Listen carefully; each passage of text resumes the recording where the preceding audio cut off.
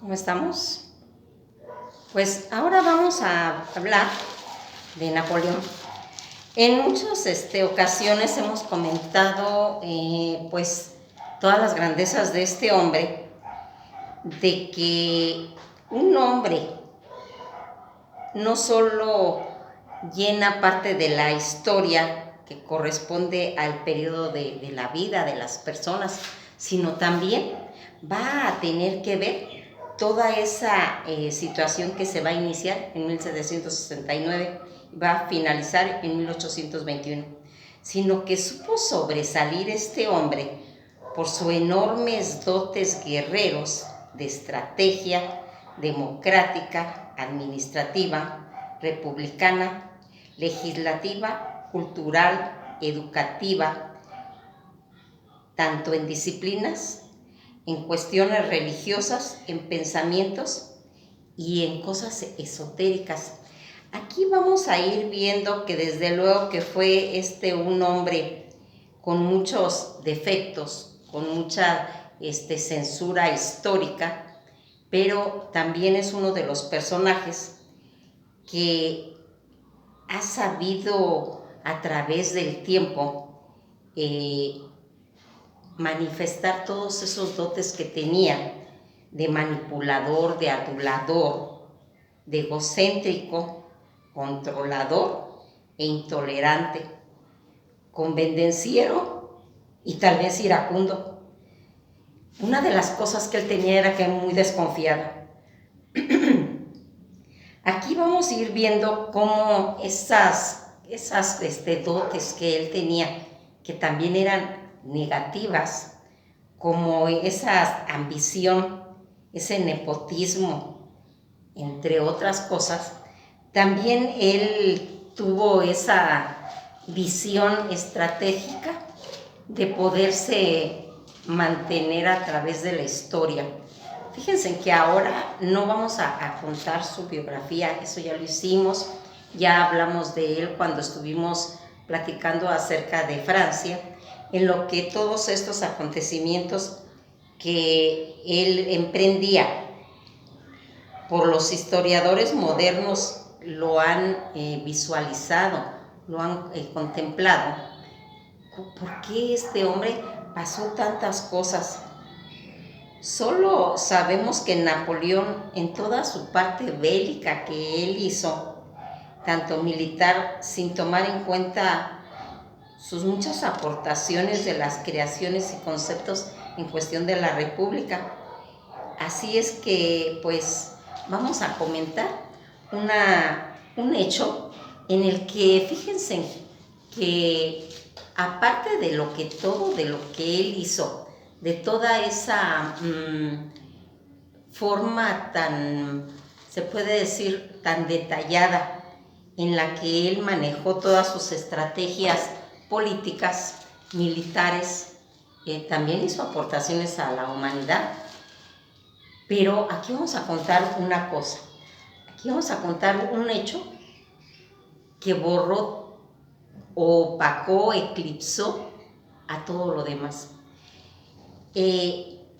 Todas estas situaciones que nosotros vimos, por ejemplo, cuando él entraba en una batalla y que manejaba toda esa formación de cuadros que a veces vemos en las películas, donde aquí pues el primer cuadro pues sacaba todas estas bayonetas y se ponían en el primer cuadro, mientras que el segundo de atrás entraba manos a la obra disparando sobre todas las tropas que los atacaban. Fíjense que gracias a esta formación que superaba a veces las compañías que venían a atacar, este tipo de formación en cuadros pudo ayudarlo a sacar esa situación, aunque lo superara el número.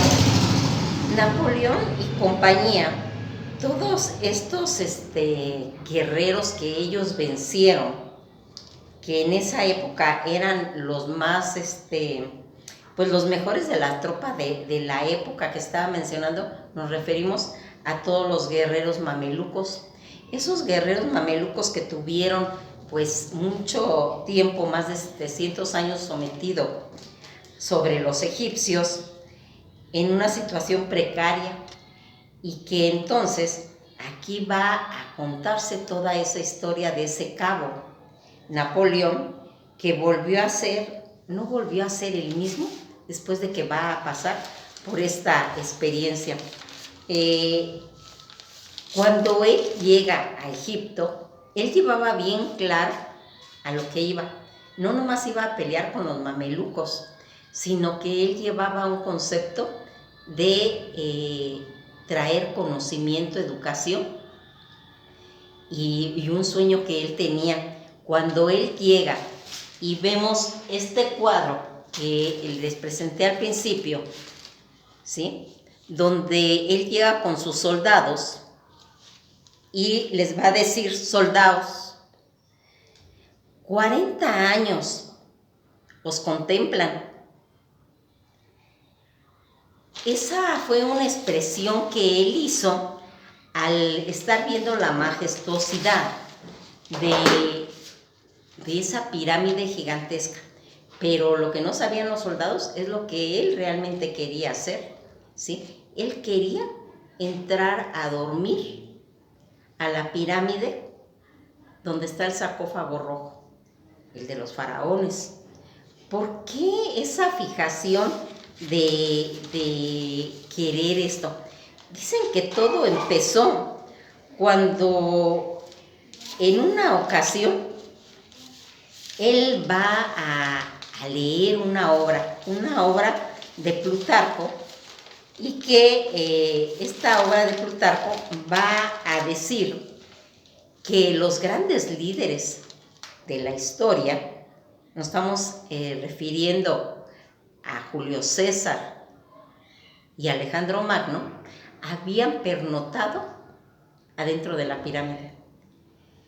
Él, cuando llega en 1799 a Alejandría, va a fundar el Instituto de Egipto, donde se iba a encargar de toda esa organización y a catalogar todos los artefactos que iban a traer, descifrando pues todas las artes egipcias.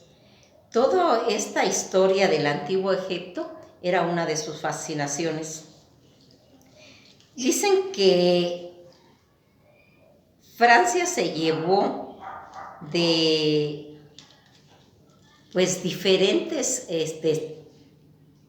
formó una compañía donde más de 167 van a ser incluidos para este proyecto, donde va a llevar geólogos, arqueólogos, dibujantes, ¿sí?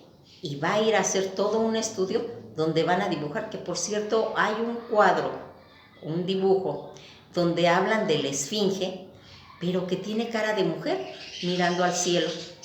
Eso es otro asunto que lo vamos a platicar otro día, pero lo más importante de estas aportaciones que se hicieron, dicen que sacaron que los egipcios habían sacado una medida exacta del planeta Tierra, donde podían ellos con esas medidas hacer las proporciones para construir muros perfectos. ¿Qué presión o qué conocimientos tenían esos egipcios para tener este conocimiento?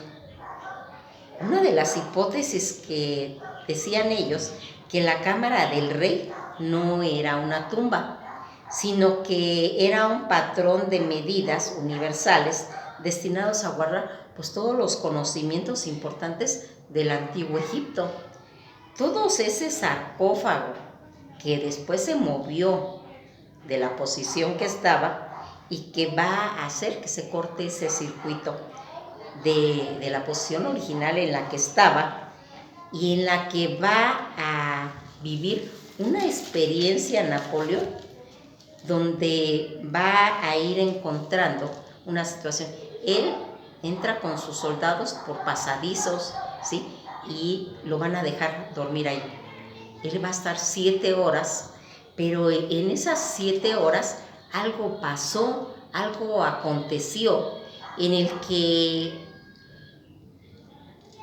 cuando él sale después de esas 7 horas, va a salir pálido, va a salir como eclipsado, con un semblante, pues, ¿cómo les comentaré?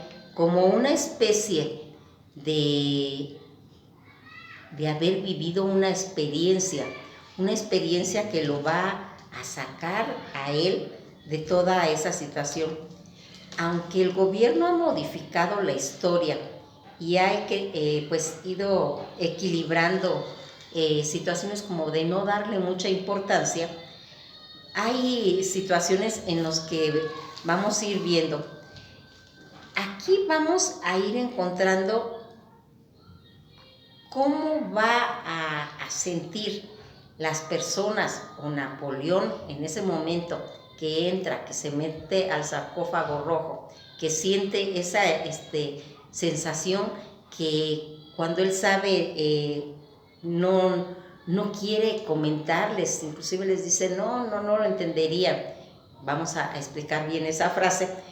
Y aquí va a estar como sintiendo esa sensación claustrofóbica de pánico o tal vez una tranquilidad y una paz, pero aquí la sensación que él refleja es como aterrador, como esa, como dijo la ciencia,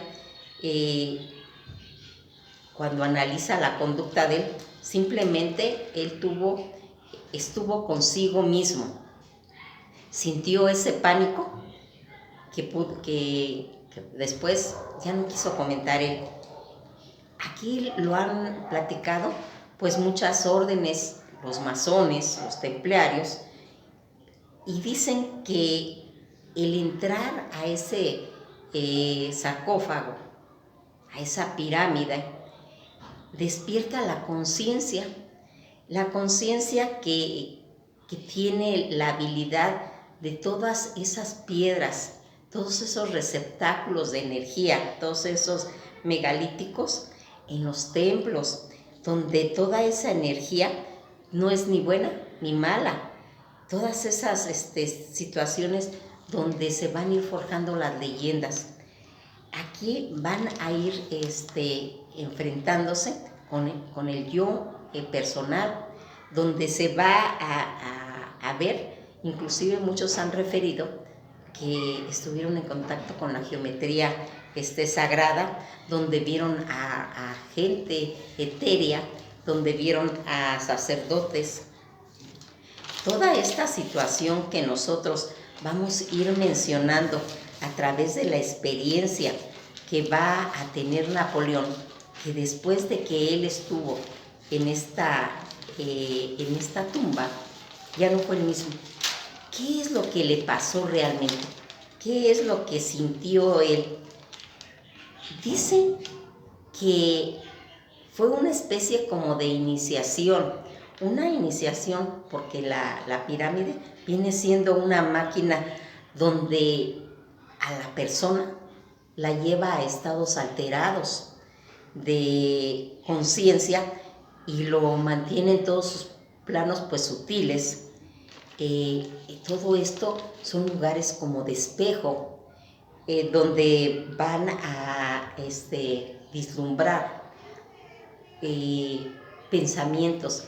Por ejemplo, miren, la gente que entra con una vibración muy baja se va a enfrentar a sus demonios, que eso puede ser que le haya pasado a Napoleón. Imagínense que él era pues un hombre que venía de tanta guerra, de tantas ambiciones, de todo eso. Al entrar ahí, inclusive hay teorías donde dicen que él se vio a sí mismo, pero de su lado negativo, y que puede ser que eso fue lo que lo impactó, ¿sí? Y que va a tener a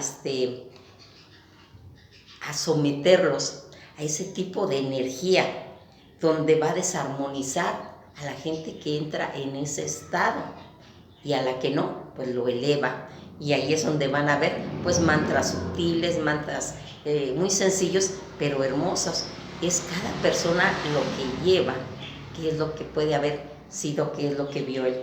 Toda esta pirámide de Keops, donde saca lo mejor o lo peor de cada persona, donde van a tener esa situación en la que posiblemente se va a ir convirtiendo posteriormente en pesadillas, donde dicen que cuando él salió ya no fue el mismo. Él tuvo escalofríos, dicen que no comía y que seguido tenía pesadillas cuando él va a tener esa experiencia de haber estado en esa tumba. Otros dicen y comentan, cuando posteriormente hay otra gente que ha entrado, ellos dicen que el entrar ahí les ha producido tener muchas ganas de llorar, porque esto, acuérdense que es un sitio de poder. Aquí va a hacer lo que Napoleón debe haber experimentado, fue un viaje astral. Ese viaje astral, ese viaje místico, donde él se encontró a sí mismo. Y se dice que esa pirámide es tan antigua, que hay rumores que hasta la hizo Enoch. Todas esas son teorías, todas esas son comentarios, pero aquí el punto esencial es esa experiencia que pasa Napoleón en la pirámide de Keops, en el sarcófago rojo, y que le cambia su vida. Dicen que en la época de Alejandro Magno, él pues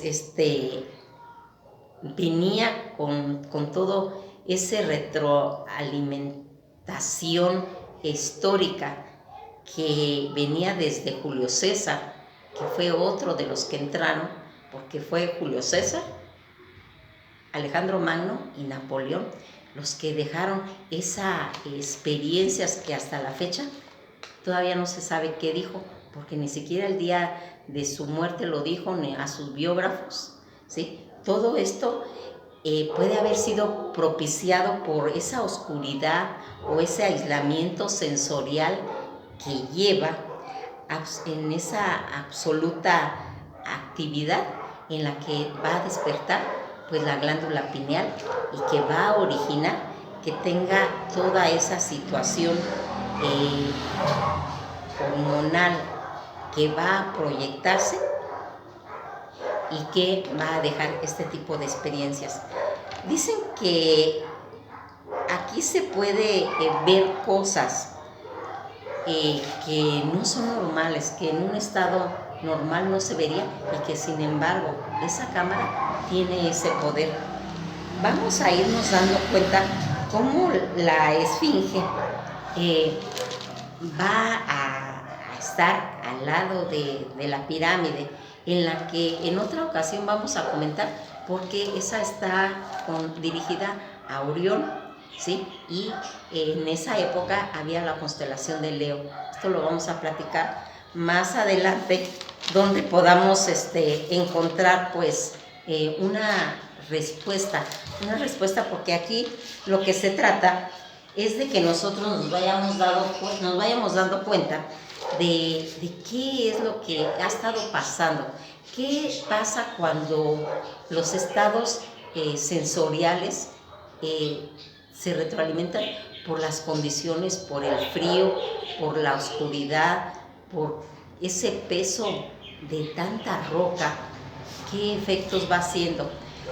Toda esta situación en la que nosotros plasmamos nuestros conocimientos, que comentan que cuando, pues más bien durante el funeral de Napoleón, sonó el Requiem de Mozart, donde estuvo pues en Francia, en la isla de Santa Elena, y que sus ejércitos estaban cerca de él cuando él muere con Josefina, en todo ese misterio de la Gran Pirámide que él no quiso aclarar y que se fue llevando su secreto hasta la tumba, lo que en aquella noche contempló del día 12 de agosto de 1879. ¿Qué fue lo que vio? ¿Qué es lo que hizo que él quisiera emular a todas esas personas como Alejandro Magno o Julio César? Esa significación simbólica del cromatismo, del color rojo que tiene el sarcófago, también es importante, porque aquí va a darle ese ardor y esa generosidad al momento, porque nada está hecho al azar. Aquí se ve formas, aquí se ve colores, se ve números, porque así es lo místico. Y Napoleón sabía mucho de eso. Dicen que cuando él llegaba a algún lugar, automáticamente cambiaba su cama, que le diera la cabecera al norte, porque él sabía que ahí es donde entraba toda la energía. Él era un hombre místico y por supuesto que al entrar a la pirámide, al estar en esas condiciones, pues tuvo que pasar toda esta situación, el gran corso, Napoleón. Toda esta leyenda, ¿sí?, que se ha ido recorriendo a través del tiempo, comentaban que al llegar al templo de Amón, en el desierto de Siwa, al oeste, Alejandro Magno, él fue a ver a la pitonisa, a quererse identificar como para que lo reconocieran como hijo suyo, en las que va a pasar también él esa experiencia. Todo esto lo sabía Napoleón. Y entonces él en ese momento quiso emular esa sensación, eso que pasaba, qué pasaba dentro de la pirámide, quedarse en la noche a pernoctar, a dormir. Y que aquí vamos a ir viendo que ya habíamos comentado, parafraseando a Tutankamón, cuando les dijo que cuando él salió de la tumba y le preguntaron que por qué iba así, por qué tan pálido, por qué tan demacrado, por qué tan alucinado, él nomás les contestó, parafraseando a Tutankamón: aunque os lo dijera, no me lo creerías. Esas fueron sus palabras que él en ese momento plasmó. Esta situación que aconteció a Napoleón ha dejado un gran enigma para que tanta gente quiera ir a Egipto, quiera pernoctar en esa tumba, quiera pasar esas experiencias, y el turismo lo hace, aunque es difícil el permiso para poderse quedar a dormir ahí. Hay gente que lo ha logrado y ha exteriorizado que han tenido ese encuentro consigo mismos, como cuando las personas se drogan, como cuando las personas están en estado de conciencia alterada. Pero aquí, sin necesidad de drogas, todo lo hace el ambiente, la soledad, la oscuridad y toda esa magia que tiene ese sarcófago.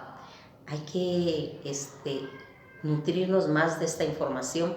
Hay miles de teorías, hay muchas situaciones que se comentan al respecto, pero ahora quise platicarles esto para que vean lo que le ocurrió a Napoleón Bonaparte.